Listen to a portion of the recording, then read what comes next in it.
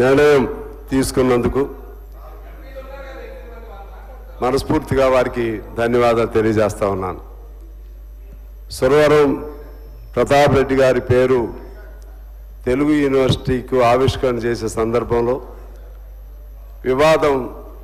వివాదపూరితమైనటువంటి విమర్శలు ప్రతి విమర్శలు రావటం చాలా బాధాకరంగా ఉంది. పొట్టి శ్రీరాములు గారంటే మనందరికీ గౌరవమే. వారు ముఖ్యమంత్రి గారు మంచి సముచితమైనటువంటి ఒక నిర్ణయాన్ని కూడా ఇప్పుడు చెప్పారు. ఈ రైల్వే సికింద్రాబాద్కి సంబంధించినటువంటి ఏదో ఒక కారిడార్కి వారి పేరు పెడతామని, అలాగే రోసయ్య గారి పేరుతో ప్రతి సంవత్సరం కొన్ని అధికారయుతంగా కార్యక్రమాలు చేస్తామని కూడా చెప్పడం జరిగింది. అంటే ఇక్కడ కులం అనేది పాయింట్ కాదు అధ్యక్ష. సురవరం ప్రతాప్ రెడ్డి గారు తెలంగాణలోనే ప్రథమ వైతాళికుడు అని చెప్పి అందరూ భారతదేశం యావత్తు అంగీకరించినటువంటిది వాస్తవమా కాదా? సురవరం ప్రతాప్ రెడ్డి గారు మొత్తం తెలంగాణ ప్రజల్లోనే ప్రథమ వైతాళికుడు ఆయన. అదేవిధంగా 1930లో మొట్టమొదటిసారిగా ఆంధ్ర మహాసభ ఏర్పాటైంది. దానికి ఆయన ప్రథమ అధ్యక్షుడు. అది ఎందుకు ఏర్పాటైందంటే ఆ రోజుల్లో మనందరికీ తెలుసు, తెలుగు మాట్లాడే అవకాశం ఉండేది కాదు. ఆంధ్ర మహాసభ ప్రారంభమే తెలుగు భాష మాట్లాడే హక్కు కోసం, దాంతోపాటు వెట్టి చాకరీ రద్దు కొరకు, దాని తర్వాత ఇంకా అనేక అంశాలు జోడీ అయ్యాయి. ఆ ఆంధ్ర మహాసభే అంతిమంగా ఆనాడు హైదరాబాదు రాష్ట్రం సాధించుకోవడానికి, అంటే కేంద్రం మన ఆనాడు భారతదేశంలో విలీనం కావటానికి చేసినటువంటి పోరాటానికి అంకురార్పణ చేసినటువంటి ఆంధ్ర మహాసభ ప్రథమ మహాసభకు సురవరం ప్రతాప్ రెడ్డి గారు అధ్యక్షత వహించారు. అంటే అక్కడి నుంచి మొదలయ్యి ఆనాడు భారతదేశంలో విలీనమైంది. ఆ మధ్యకాలంలో తెలంగాణ సాయుధ పోరాట చరిత్రే ఇవాళ తెలంగాణని నడిపిస్తూ ఉంది. ఆ తెలంగాణ సాయుధ పోరాటానికి బీజాలు వేసింది కూడా ఆ ఆంధ్ర మహాసభ అధ్యక్ష రావినారాయణ రెడ్డి గారు కానీ, బద్దం ఎల్లారెడ్డి గారు కానీ, మొగ్దుం మొహిద్దీన్ గారు కానీ. అక్కడ భాష లేదు, మతం లేదు, అందరూ కలిసి.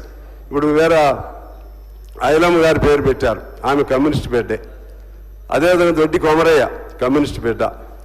అసలు ఈ తెలంగాణ విముక్తిలో, ఆనాడు విముక్తిలో ఎక్కువ అందరూ కూడా అంగీకరిస్తారు ఇక్కడ కూర్చున్న వాళ్ళు.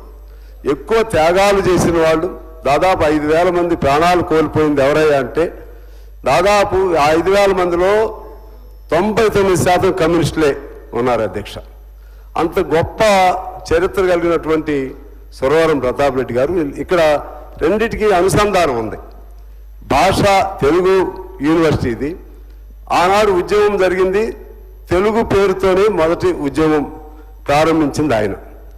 అలాగే తెలంగాణలో కవులు లేరు అనేటువంటి అపహాస్యం ఒక ప్రముఖులు చేసినప్పుడు 364 మంది కవులను ఆయన సమీకరించి వారి ఆర్టికల్స్ను 6 నెలల్లో గోల్కొండ పత్రికలో ప్రచురింపజేసి, ఇది తెలంగాణ సత్తా, కవులు లేకపోతే కళాకారులు, సాహిత్యం, దానికి గడ్డ తెలంగాణ అని చెప్పి రుజువు చేసినటువంటి గొప్ప వైతాళికుడు సురవరం ప్రతాప్ రెడ్డి గారు.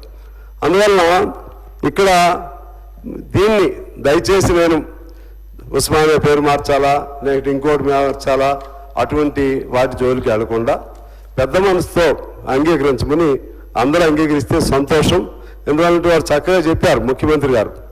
ఇవాళ ఎన్జి రంగా గారు చాలా గొప్ప వ్యక్తి.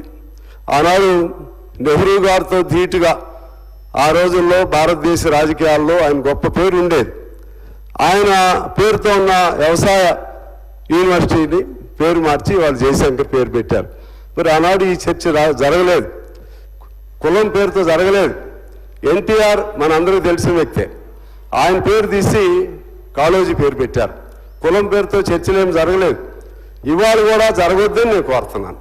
ఎందుకనంటే మనకు అందరూ ఒకటే. పొట్టి శ్రీరాములు గారు ఆదర్శవంతులే, వారిని సమున్నతంగా సముచిత రీతిలో గౌరవించే విధంగా వారు పేరు, ఎందుకంటే ఇంకొక లాజికల్గా కూడా ముఖ్యమంత్రి గారు చెప్పారు, ఇదే పేరుతో అక్కడ యూనివర్సిటీలు ఉన్నాయి ఆంధ్రప్రదేశ్లో. ఇదే తెలుగు యూనివర్సిటీ విడిపోయిందంటే అక్కడ పొట్టి శ్రీరాములు పేరు అక్కడ ఉన్నట్లే. పొట్టి శ్రీరాములు పేరుతో ఉన్నటువంటి తెలుగు యూనివర్సిటీని అక్కడ ఆ యూనివర్సిటీ అలాగే కొనసాగుతుంది. ఎన్టీఆర్ పేరుతో ఉన్నటువంటి హెల్త్ యూనివర్సిటీ ఆంధ్రప్రదేశ్లో అలాగే కొనసాగుతుంది. ఎన్టీ రంగా గారి పేరుతో ఉన్నటువంటి వ్యవసాయ యూనివర్సిటీ అక్కడ అలాగే ఆ పేరుతో కొనసాగుతుంది. దానికి సంబంధించిన అవశేషమే మనం ఇక్కడ ఏర్పాటు చేసుకున్నాం. అందుకని దానిలో నుంచి చీలిగ్గా వచ్చినటువంటి ఈ భాగానికి మనం పేరు పెట్టుకోవడం జరిగింది. బిల్డింగులు అటువంటి అంటే కొత్తగా అక్కడ బిల్డింగ్ లేదు, ఇక్కడ ఉందంటే వాళ్ళు కట్టుకుంటారు. వాళ్ళు కూడా ఇప్పుడు నిన్న చంద్రబాబు గారు కూడా చెప్పారు, వారు పొట్టి శ్రీరాములు గారి పేరుతో ఘనంగా చేస్తామని. ఎందువల్లంటే ఇది ఒకరిపైన ఒకరి ద్వేషం అనేది కాదు అధ్యక్ష, ఇది ఆ ఉద్యమం అలా వచ్చింది. ఉద్యమం వచ్చినప్పుడు మనకు సంబంధించినటువంటి వాళ్ళందరూ గౌరవించుకోవాలి. మాకు సంబంధించిన ఒక అంశం మీకు చెప్తాను అధ్యక్ష. విశాలాంధ్ర పేరు మీరు విని ఉంటారు అధ్యక్ష. విశాలాంధ్ర ఆనాడు విశాలాంధ్రం తెలంగాణ అంటే హైదరాబాద్ సంస్థానం ఆంధ్రప్రదేశ్ రెండు కలిసి విశాలాంధ్రగా ఉండాలని పెద్ద ఎత్తున ఆనాడు ఉద్యమాలు చేశాం. మా పెద్దలందరూ చేశారు. ఆ ఉద్యమాల నేపథ్యంలోనే విశాలాంధ్ర పెద్ద మనుషుల ఒప్పందం ఇవన్నీ కూడా జరిగినాయి. విశాలాంధ్ర ఏర్పాటు అవడం జరిగింది. అంత గొప్ప చరిత్ర కలిగిన విశాలాంధ్ర పేరుతో మాకు పత్రిక ఉండేది అధ్యక్ష. ఇప్పుడు విడిపోయిన తర్వాత అంత మాకు సెంటిమెంట్. నేను కూడా విశాలాంధ్ర నుంచే జర్నలిస్ట్గా నేను వచ్చాను. మా శ్రీనివాసరెడ్డి గారు కూడా విశాలాంధ్ర నుంచే జర్నలిస్ట్గా వచ్చాడు. మా రాఘవాచార్య గారు విశాలాంధ్ర నుంచే, రాఘవాచార్య గారు గొప్ప పత్రికా సంపాదకులు, భారతదేశం గర్వించదగ్గ సంపాదకుల్లో గొప్ప వ్యక్తి. ఆ విధంగా వస్తే వారందరూ మా అందరికి కూడా మరి బాధే, కానీ విశాలాంధ్ర పేరు బదులు ప్రజాపక్షం అని పేరు పెట్టుకున్నాం. అలాగే సిపిఎంకు సంబంధించి వాళ్ళకు పత్రిక ఉండేది ప్రజాశక్తి, దాని పేరు నవ తెలంగాణగా మార్చుకోవడం జరిగింది అధ్యక్ష. అందువలన ఇక్కడ మాకు ఇష్టం ఉన్నవి కూడా ఇక్కడున్న భౌతిక పరిస్థితుల వలన భౌగోళిక పరిస్థితుల వలన తప్పనిసరిగా మార్చుకోవడం జరుగుతుంది తప్పితే ఒకరిపైన ఒకరి ద్వేషం అనేది లేదు. వారు చక్కగా చాలా చక్కగా వివరించి చెప్పారు, చాలా చక్కగా. ఆయన ఇప్పుడు అందులో రెడ్లు ఏంటి, లేకపోతే ఇప్పుడు మరి రంగా ఏ కులం, ఎన్టీఆర్ ఏ కులం, మరి జయశంకర్ ఏ కులం, లేకపోతే కొండా లక్ష్మణ్ బాపూజీ ఏ కులం, ఇవన్నీ మనం ఆలోచన చేయవలసినటువంటి అవసరం ఉంది అధ్యక్ష. అదేవిధంగా ఇదే ఇప్పుడు ఇంతకుముందు నేను చెప్పింది, Chandrababu Naidu expressed the government's commitment to establish a Telugu university in the name of Potti Sriramulu.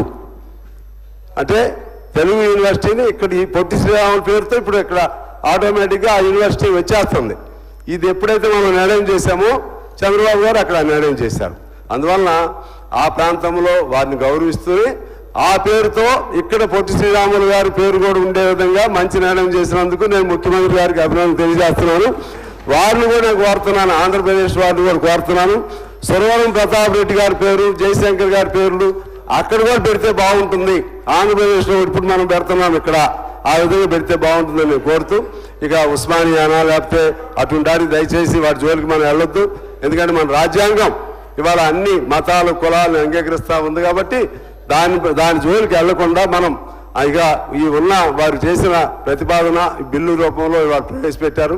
అందరం పెద్ద మనసుతో ఈ బిల్లుకు ఆమోదం తెలియజేస్తే దీనికి ఆయనకి మన ప్రథమ వైతాళికుడికి సమున్నతమైనటువంటి గౌరవాన్ని అందించినట్లుగా, ఆయన చనిపోయిన అనేక సంవత్సరాల తర్వాత ఆయన గుర్తు చేసుకున్నట్లుగా, ఆ విధంగా ఆయన పట్ల మనకున్నటువంటి ఆరాధ్య భావాన్ని తెలియజేసినట్లుగా తెలంగాణ ప్రజలు వారిని చిరస్థాయిగా గుండెల్లో దాచుకున్నట్లుగా అర్థమవుతుందని తెలియజేస్తూ అందరికీ నేను చేతులెత్తి నమస్కారం చేస్తున్నాను. దీన్ని ఫర్దర్గా డిస్ప్యూట్ కానివ్వకుండా ఆమోదించవలసిందిగా నేను కోరుతా ఉన్నాను. మంత్రి గారు. అధ్యక్ష,